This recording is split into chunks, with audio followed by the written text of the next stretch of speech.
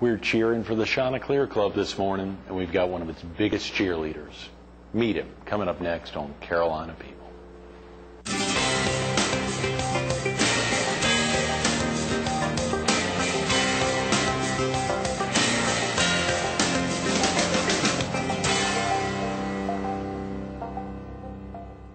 Good morning. Welcome to Carolina People. This morning we're at the Garden City office of Santee Cooper. We're focused on the Chanticleer Club and its upcoming fundraiser on Saturday, June 29th. And we're visiting with the former president of the club, Tom Towns. Good morning, Tom. Good morning, Greg. Nice to see you. Thanks so much for coming in early this Wednesday morning. Thank you. Amazing. It's great to be here. A lot of stuff happening up and down the Strand, and the Chanticleers are coming on strong. Absolutely. And you're wearing your teal tie there. That is fancy. That's the blue, well, of course I can't say the blue stripe there. The non-Duke blue stripe is the teal. It's colors of the Chanticleers, teal and black. Which are very nice. Congratulations. And of course, and you're actually a graduate of Coastal Carolina. Right, absolutely. 78. Is that right? 78. Mm-hmm. Are you originally from the area, Tom? No. Grew up in Charleston, South Carolina. You still have family in Charleston? Absolutely. I have a son, Scott, and a daughter, Ashley, and they both graduated from College of Charleston and stayed there, and they work in Mount Pleasant and Charleston. Is that right? But right. You live, now were they raised in Charleston or here in the area? No. They both graduated from Conway High School. Oh, really? Good. Right, yeah. Before heading down to the College of Charleston. Right, that's exactly right. I took them to some other schools, but they were too large and they intimidated them, so they decided on a College of Charleston. And being from Charleston, my mother was alive at the time, and aunts and uncles and cousins and sister. So I think they felt more comfortable in attending the College of Charleston. And you have family still here in this area? No family in just your bride, yeah. Just my wife. Yeah, just your Linda. wife. That's right, Linda. Now, did you and Linda get down to Charleston a lot while Scott and Ashley were in school? Yeah, we did. We visited them quite often, and Scott and Ashley both came home really about once a month. Is that right? Yeah, once every 6 weeks. And so they probably still come home every 6 weeks. Well, my son is got a pretty demanding job and with Sunbelt, and he's got a daughter that is almost 3 years old. And in fact, he married a girl from Kimberly Jones, and she was from Myrtle Beach. Okay, and sure. They get up here often, but not as often as I would like to see that grandchild. Oh, yeah, that's right. That's your 3-year-old granddaughter. Granddaughter. Right. What's that like being a grandpa, Tom? Are you grandpa? What's your nickname? She calls me Granddad. Granddad? Yep, Granddad. And her name is Sydney, and she is a sport model. I tell you, she really, there's nothing to prepare you for being a grandfather, I tell you. And I wouldn't take anything for a little granddaughter. And that's your only grandchild? Only grandchild. Wow. My daughter is not married. I'm still pulling for her. Should take her time. Yeah, Tell her to take her time. She's got plenty of time. She's a successful commercial real estate agent. Is that right? She's doing commercial real estate in Charleston? In Mount Pleasant, Charleston, yeah. Good for her. Yep. I bet she's very successful. She is. She's been very successful. Had a great year, but needless to say, this year has slowed up a little for. It'll change. It'll come back. Absolutely. That Charleston area is tremendous, Tom. And now you were born in Charleston. Right. Attended schools there, and then left and went to Clemson. Okay, good. And I was in the Coast Guard Reserves. A lot of people joined the reserves back then. I hate to say it, but try to stay out of Vietnam. Mm-hmm. And I got called up when Castro blew the lid off of Cuba, and so I was in the Coast Guard Reserve and stationed in Key West, and we ran key patrols off the coast of Cuba. Is that right? Right. Were you actually down close at Cuba? I mean, close to? We could see the lights of Havana at night. No. We had to stay out. I think it was 2 miles at that time was international limits, and we stayed outside the limits and tried to get to the refugees before Castro's gunboats would kill them. so I'll pick them up.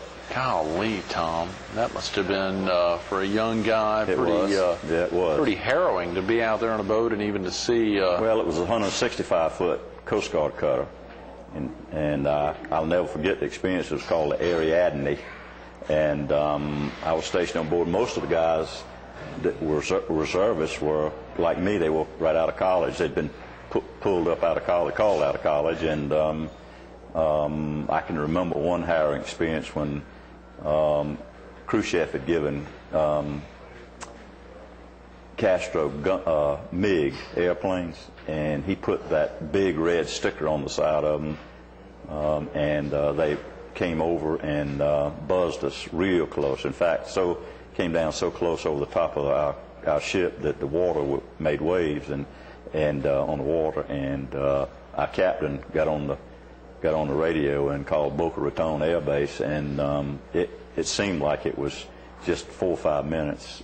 We had a squadron and those MiGs turned tail and went back to Cuba. We were just a few miles off the coast of Cuba. Golly, that would have been. It scared me, a little southern redneck that I was, on a big ship out in the middle of the ocean. With a plane flying that close. Yeah. My God, yeah. MiG, yeah. Golly. It did, but it was a good experience. I met while I was there, I met a friend that I had known briefly, and he was working for General Motors. And I told him I was going back to school when I got out, and he told me what he was making. He had a new company car and this, that, and other, and he was making more than a lot of my friends who had graduated from Clemson. So right. Anyway, he hooked me up. I took a test with General Motors, and I was fortunate enough to get to the finals, and they picked me, and I went to work in Columbia, South Carolina. Doing what with General Motors? Settling claims for them. Okay. When you say settling claims, that means like what? Automobile wrecks. Okay. Right. Really, it was a very stressful job, and I'm glad that things turned out like they did. Well, but you've got a lot of stories from your time. I could write a book. Yeah. Yeah, I could write a book. I like that. What would you name that book, you think, Tom? I remember my claims manager, one of the most brilliant people, more brilliant than I can imagine, and he told me a very interesting statement. He said that you'll have a PhD in people when you get through this job. After about 10 years in this job, Tom, he said that you'll be surprised how people will, when it comes to insurance companies, they have a different attitude. They'll put the hand over the heart and tell you a lie, and then look upstairs and say, Lord, it's only an insurance company. I know you'll forgive me. Oh, my God. and boy, that was pretty much true. People, when it comes to an insurance company, but insurance companies aren't perfect, because I've been in the insurance business since then, and I've seen some things that I didn't think were right, too. But I will say this, General Motors was very, very zealous about making sure that we did things right. I'm writing that down, Tom. That's a great name for a book, PhD in people. Yeah. I like that. That is a great. That's a great idea, because I'm sure you dealt with a lot of folks, both good and bad. Right. I never will forget. Charlie Coon was his name. He graduated from University of South Carolina in an English and journalism major, and he wrote the best memos and letters that I've ever. Most concise. He could express things better than anybody I think I've ever read. And he later left General Motors and opened a construction company in Columbia, South Carolina. But he was a naturally gifted person. But. Am I correct that when you went to Clemson, did you play baseball up there, Tom? No, or did your son play baseball somewhere? No. I had a full, back then it was a big deal, a full scholarship offer to play baseball at Citadel.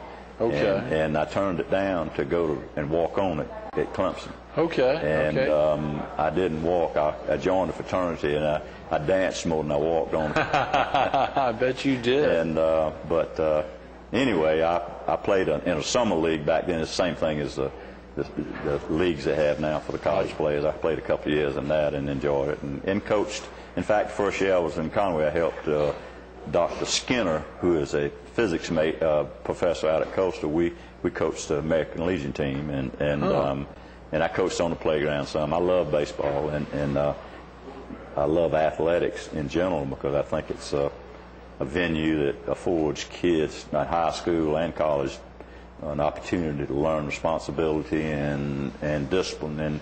And if you look around, they don't get a lot of that in our society now. But, so you think athletics, both on the high school, junior high, and earlier levels, as well as clearly on the college level, helps provide both responsibility and discipline. And if you look at our society, you look at the number of obese people. I mean, I think we need to get back.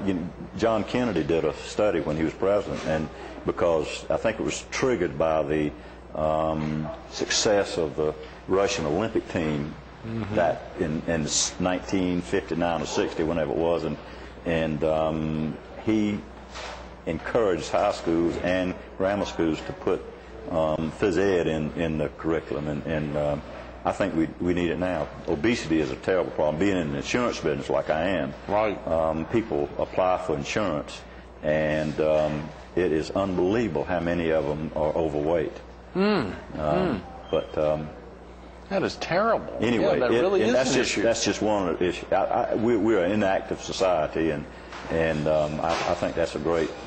Sports great, and if you look at most of the guys who go on and play college sports, they're very successful in life after they get out of college. So now we have some prima donnas in the pros that turn people off, and I don't think you can judge athletics by them. By the pros necessarily, but of course a lot of them are very special folks. They are too. Yeah, but the press usually focuses on the most sensational side of any issue, and that's the guys that get in trouble.